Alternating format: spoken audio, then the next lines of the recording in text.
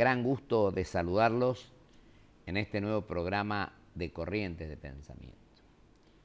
Ya ha venido varias veces mi querido amigo Daniel Desein, hombre de la Gaceta de Tucumán. Además, ahora por segunda vez, presidente de la Asociación de Entidades Periodísticas Argentinas, ADEPA. Integra el directorio de DIN, que presidió en su momento, y es vicepresidente hace 6 años, creo que está como vicepresidente de la región de la Sociedad Interamericana de Prensa. Y vino hace 2 o 3 días de San Pablo, donde estuvo en un congreso donde hubo gente de todo el mundo prácticamente. Querido Daniel, te agradezco mucho tu presencia. Muchas gracias por invitarme. Al contrario. Y te dejo que empieza a decir lo que quieras. Yo te conocí cuando fuiste la primera vez presidente de ADEPA, un discurso brillante en el Hotel City, me acuerdo. Así es. Tenías 37 años entonces. La verdad que me llenó de satisfacción. Entonces nos conocemos y somos amigos. Daniel, avanzá como quieras. Libertad de prensa. Bueno, acabo de, sí, como bien decís, de llegar de Brasil, de un encuentro muy particular organizado por San Google, Pablo, ¿no? de San Pablo, organizado por Google, que ellos denominan anticonferencia porque no hay un esquema preestablecido de ponentes, de conferencias, ni de temáticas, más que general, porque gente vinculada a los medios de una u otra manera, pero con perfiles muy alternativos, Claro. representantes de las empresas tecnológicas como Facebook, como el propio Google, de nuevos medios digitales, gente de la televisión, de la radio, de diarios, de revistas, de todo el mundo, y dentro de cada una de esas empresas con perfiles muy distintos, periodistas, gente que vienen del área comercial, del área tecnológica y demás. Como bien sabés, la relación entre las tecnológicas y los medios tradicionales es conflictiva, ¿no? Y este conflicto, esta tensión se ha potenciado o ha entrado dentro del tapete del interés público a partir de la elección de Trump, ¿no? Claro. ¿Qué Bueno, influencia te iba a tuvieron? preguntar eso. ¿Qué dicen los americanos que estuvieron del actual presidente de Estados Unidos? Bueno, había muchos profesores de distintas universidades americanas y periodistas que están muy ligados a los Estados Unidos, todavía están en estado de shock, ¿no? Ya Claro. que, bueno, la mayor parte de los medios tradicionales respaldó abiertamente la candidatura de Hillary y sobre todo atacó la de Trump, con lo cual fue desde ese punto de vista una derrota frente a ese intento, pero también una falta de capacidad para detectar lo que estaba por ocurrir. Los pronósticos periodísticos fallaron y lo de las consultoras de manera masiva. Pero al mismo tiempo aparece una enorme oportunidad para un oficio, para una industria que está en una tremenda crisis, casualmente por la revolución tecnológica, que hace que los viejos soportes empiecen a ser menos demandados, no consumidos sobre todo por las audiencias jóvenes y al mismo tiempo rivalizando con pocas chances con el ecosistema digital. Pero ese periodismo tradicional se presenta como un antídoto en un momento en que los Estados Unidos y el mundo en general tiene una crisis con las referencias ligadas a la verdad, ¿no? Hay una devaluación de sentidos por una multiplicación de contenidos y mensajes que implica toda esta revolución tecnológica, la circulación masiva y descontrolada de información falsa, que jugó un papel muy importante en la elección norteamericana. Hay datos muy concretos, que el 60% de los contenidos que circularon en los meses previos a la elección americana con formato periodístico eran noticias falsas, ¿no? Con lo cual la influencia que tuvo en los resultados es relevante y genera una enorme preocupación de los dos lados, de las empresas tecnológicas que están preocupadas por su credibilidad y su imagen, Claro. y al mismo tiempo el periodismo que está bajo ataque. Pero la oportunidad pasa por una revaloración de ese oficio que busca chequear, que busca contextualizar, fijar una agenda pública, instalar los temas institucionales como prioridades y preocupaciones ciudadanas, que ha hecho que diarios como el New York Times, elegido en primer término por Trump como gran rival, haya subido en un porcentaje muy grande sus suscripciones digitales, 200.000 suscripciones digitales, que es mucho, ¿no?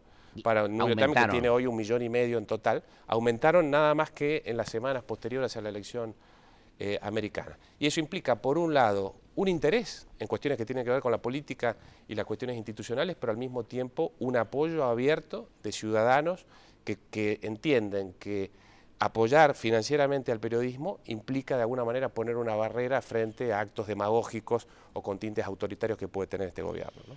Yo estuve como invitado, fui a las elecciones, Estabas en Washington. por ahí las mesas, en Washington, sí. Anduvimos todos en el Capitolio. ¿Y argentinos cuántos fueron a esta reunión de San Pablo? Y 10, éramos 12. unos 150 totales y los argentinos habrán sido el 10%, había 10%. gente de toda América Latina, de Inglaterra, de Estados Unidos. Hacen importante debate, diremos, se habló mucho de todo este tema, una gran información, actualización. Sobre los grandes temas de estos meses, ¿no? La posverdad, Claro. La circulación de contenido falso, cómo poner un freno, buscando algún tipo de alianza entre medios tradicionales y las empresas tecnológicas que casualmente una empresa como Facebook, que llega a más de 1.000 millones de personas. La ¿no? modernidad total, ¿no? Google, que es uno de los grandes canales de entrada al universo digital y que se expanden cada vez más en su influencia. Y casualmente todos estos sistemas, el uso de los algoritmos, por ejemplo, para seleccionar y privilegiar ciertos contenidos en el acceso que tiene cada individuo, generaron este tipo de problemas denominadas, por ejemplo, las burbujas informativas, ¿no? Aquellos usuarios de las redes sociales que escuchan nada más que voces que se parecen en las suyas, porque son amigos o porque los mecanismos de selección de material hacen que vayan en esa línea y va quebrando la posibilidad de contrastar posiciones diversas, ¿no? De generar esta gran mesa de debate abierto y genera este sistema de fragmentación, ¿no? Claro. Entonces tenemos estas redes que suman a cientos de millones de personas en el mundo, pero que al mismo tiempo también las separan, ¿no? Claro. Y los medios tratan de hacer lo opuesto, pero con enormes dificultades para lograr la masividad que tenían en otros momentos. ¿Cuántos días? ¿3 días estuvieron? Esto fueron 3 días. 3 días de reuniones, debates. De reuniones y donde, digamos, además de la crisis americana, también surgió la crisis de Brasil. Estábamos allí llenos, bueno, eso te iba a preguntar, lleno de periodistas brasileros que ahora viven... entró también a juzgarse la conducta del actual presidente. El otro día vi en los diarios. Después de un año que vivieron su mayor crisis económica e institucional, las turbulencias vuelven al escenario, ya cambiaron el canciller también. Bueno, y Temer puede... La campaña electoral ha quedado manchada por el famoso caso Odebrecht, claro, donde aparecen datos que sugieren que la financiación de la campaña de Dilma y de Temer ha estado contaminada por estos fondos irregulares de la empresa brasilera, con lo cual podría ser destituido Temer, ¿no? Sí, con lo cual asumiría el presidente de la Cámara de Diputados y habría lugar, ya que ya pasó la mitad de término, a una elección indirecta. ¿no? Como algo parecido a la elección de la Asamblea Legislativa después de la crisis del 2001 en la Argentina. Pero implica un golpe tremendo a un país que ha logrado ya tocar piso en materia económica, ¿no? Había ya algunos indicadores positivos de algún grado de recuperación y de salida de esta larga recesión, pero que desde el punto de vista institucional todavía está en una situación de fragilidad enorme y es difícil prever si resistiría un nuevo golpe a este equilibrio precario que ha logrado. Esto, ¿no? De alguna manera también perjudica, indirectamente nos perjudica a nosotros y perjudica al Mercosur, ¿no? Por supuesto. Mercosur que no se pueda firmar de una vez por todas. Así es. Bueno, hablemos un poco de ADEPA. ¿Cómo anda ADEPA en tu segunda presidencia? Bueno, es una segunda presidencia que me toca en un año muy distinto a la primera. Yo asumí a fines del 2010, en medio del gran conflicto del gobierno con los medios. Y vuelvo a asumir por segunda vez en septiembre del 2016, que fue muy especial para mí porque asumí en Tucumán, en mi provincia. En tu provincia. Y el cierre de la Asamblea de ADEPA se hizo en la Casa Histórica, nada menos. Con lo cual había allí... La Casa de la Independencia. Y en el año del Bicentenario, ¿no? Entonces se mezclaron una serie de elementos que yo creo que tienen puntos en común y que tienen que ver con este cambio. Es decir, una institución que estaba muy concentrada en ataques gubernamentales a la prensa, ¿no? Ahora pasa a tener una agenda similar a la de los países menos conflictivos. Menos conflictiva en cuanto al ataque a la relación gobierno-medios, pero que tiene que abocarse en la gran crisis que tiene el periodismo desde el punto de vista... El punto económico. Desde el punto de vista económico, desde el punto de vista tecnológico. De la conexión con sus audiencias, de las perspectivas futuras. Y esos son los temas a los que estamos abocados ahora. Además estamos en un año electoral, Daniel. Bueno, lo del año electoral se suma.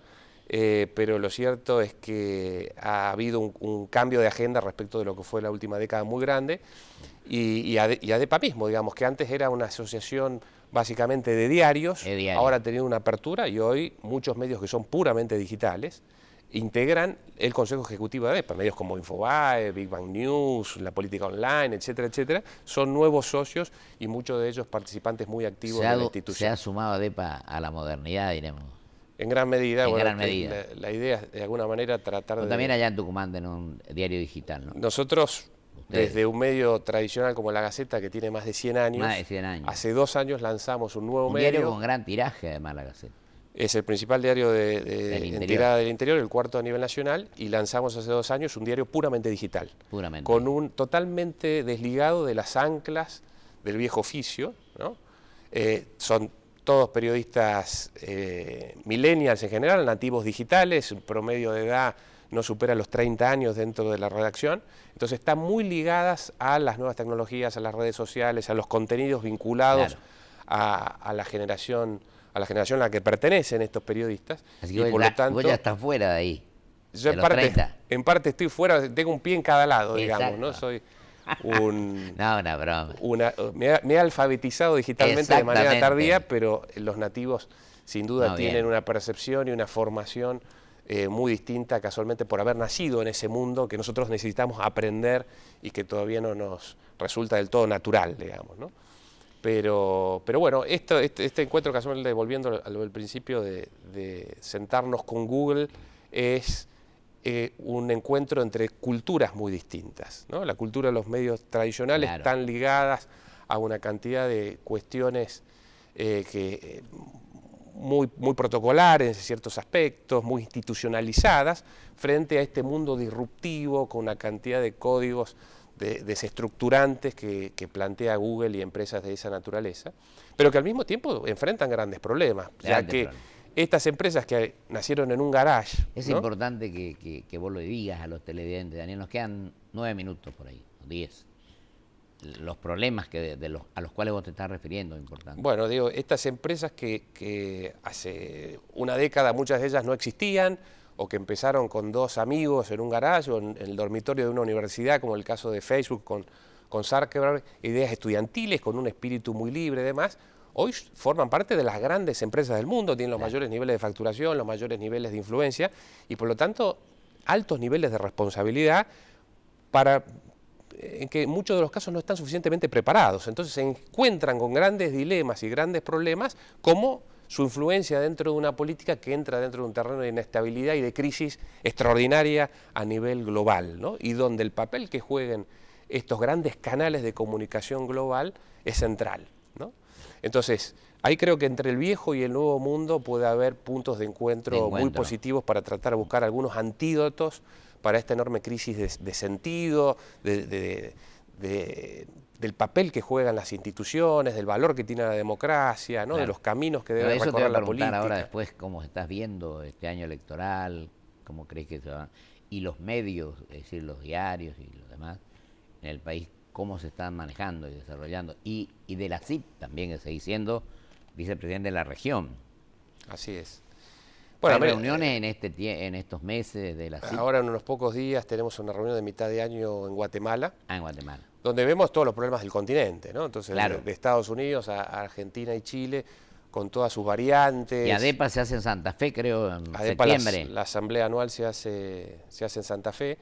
Y ahí se ven casualmente los distintos problemas que atraviesan los medios y atraviesan los países en general, que pasan desde estos nuevos fenómenos de la política como el que puede representar Trump, a algunos populismos latinoamericanos que tienen una relación muy conflictiva con sus medios y con buena parte de sus ciudadanos, a algunos gobiernos autoritarios como el cubano, ¿no? Que ya tienen más de medio siglo y que están en un proceso también de transformación, a países que tienen una postura más amplia en este tipo de relaciones y que marcan caminos diferentes, ¿no? Entonces, este continente que tiene algunos puntos en común, pero grandes diferencias, tratamos de identificar algunas áreas donde podemos trabajar en conjunto, ¿no? Ya querido Ariel, y con respecto, bueno, estamos en marzo, las candidaturas cierran en junio, después las PASO son en agosto y la elección en octubre.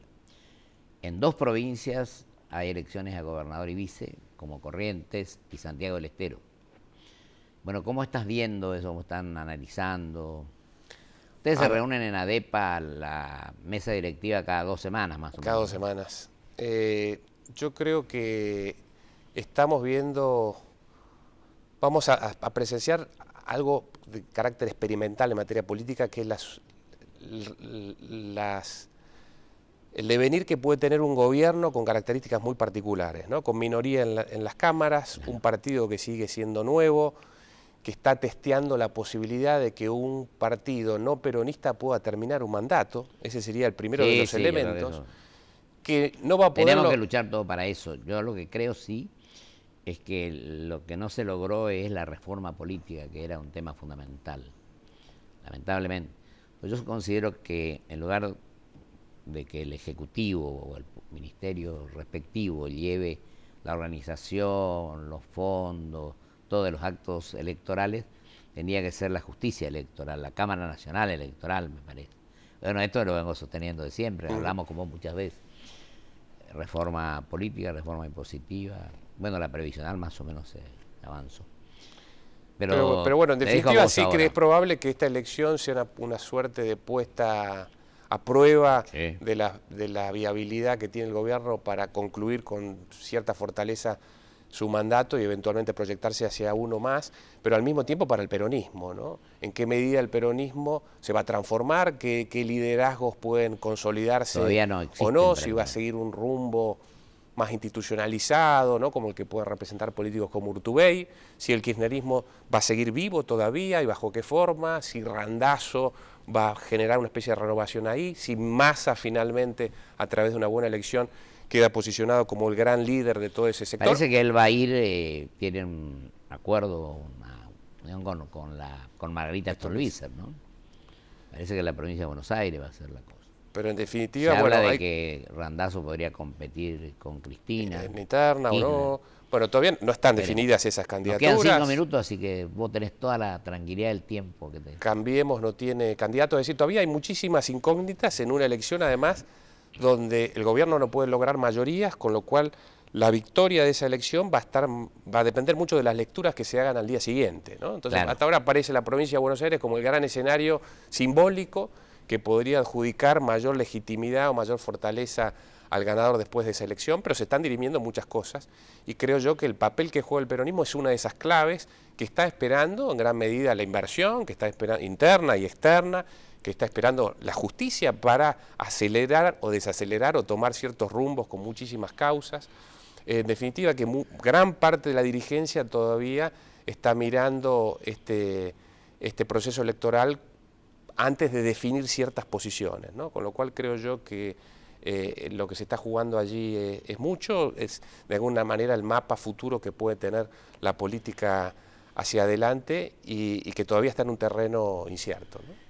Y te digo algo, Daniel, viste la cantidad de partidos, hablaste del radicalismo, del partido del PRO, del peronismo. El partido más antiguo de la Argentina va a recuperar su personería nacional, el autonomismo, fundado por Adolfo Alsina en 1877. Así que, bueno, está el Partido Federal, el Partido Renovador, que son partidos nacionales también, tienen personería nacional. Bueno, va a ver cómo se desarrollan los actos. Lo que es importante es que los debates, el análisis a profundo, que se piense en el mediano a largo plazo y no en el día que vivimos. Yo creo que esa tiene que ser una de las banderas fundamentales que se levanten, ¿no?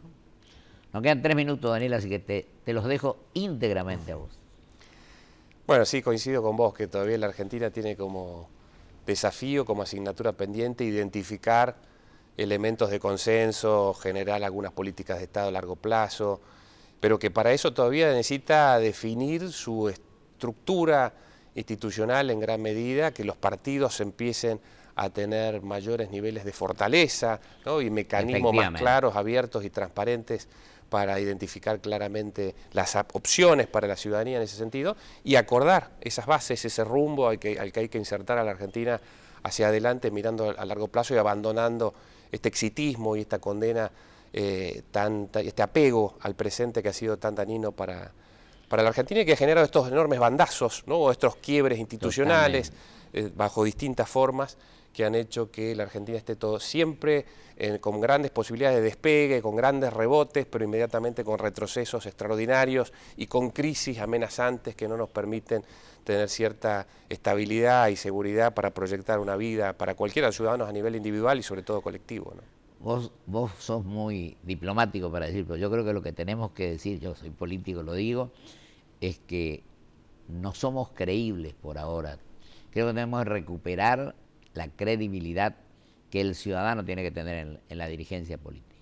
Así es. Con sentido patriótico, con espíritu, con coherencia, con transparencia, es decir, eliminando todas esas cosas que aparecen de corrupción, de falta de mostrarle a la gente que los mandatarios cumplen el mandato que le da la gente con el voto. Ese me parece que es el tema. Así es. Y lo que se dice en la campaña, cumplirlo. Y además creo que tiene que ser sin soberbia y si hay que enmendar los errores, reconocerlo tranquilamente. Pero nos queda ahí un margen para que vos termines. Un minuto nos queda. Bueno, sí, coincido con vos, pero la previsibilidad es uno de los elementos que necesita la Argentina para anclar cualquier proyecto serio de país, ¿no?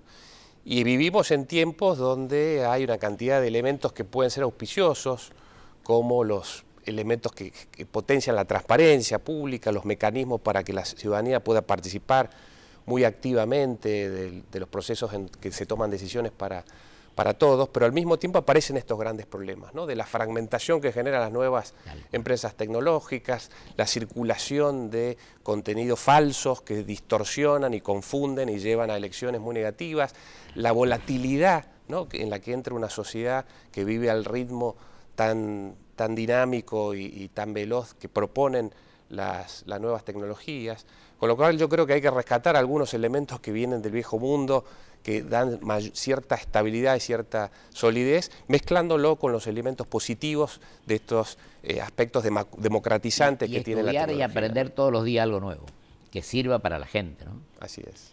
Querido Daniel, te agradezco enormemente, Gracias, te felicito por tu presidencia de EPA de vuelta, y bueno, todo lo que haces por la libertad de prensa, la libertad de opinión, es decir, para que la gente se informe como realmente corresponde.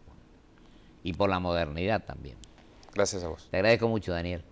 Vamos a un corte y vuelvo con mis conclusiones.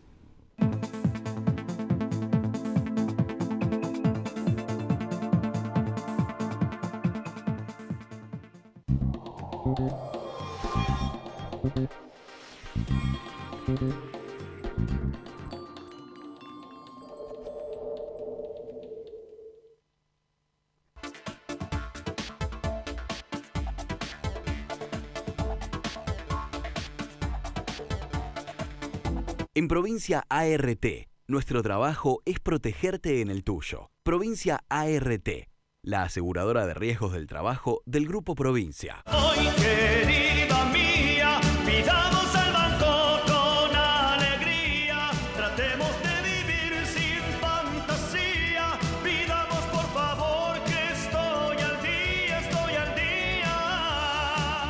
Grupo Petersen, desde 1920, construyendo el país. Un banco presente junto a todos los argentinos. Banco Nación. Toyota, líder mundial en movilidad sustentable. En PAMI, convocamos a profesionales de la salud de todo el país a sumarse a nuestro equipo de médicos de cabecera. Ingresá a www.pami.org.ar para informarte sobre los requisitos. PAMI. ¿Sabías que en ProvinciaNet podés hacer todo más rápido y más fácil? Podés pagar todos tus impuestos o servicios, en efectivo o con débito, con o sin factura. También podés extraer dinero, recargar tu SUBE y tu celular. ProvinciaNet, pagas como querés. Esta es la bolsa de valores, la de los valores que realmente importan. Un lugar donde se invierten las acciones que nos hacen crecer como personas. Aquí encontramos a los inversores de la vida. Yo me convertí en inversor de la vida cuando entendí que no me estaba comprando un auto, no. Estaba invirtiendo en conocer lugares nuevos y que no estaba levantando 4 paredes. Invertí en mi propia historia familiar. Empecé a invertir en las cosas que realmente te importan, porque de eso se trata la vida, ¿no? De vivirla.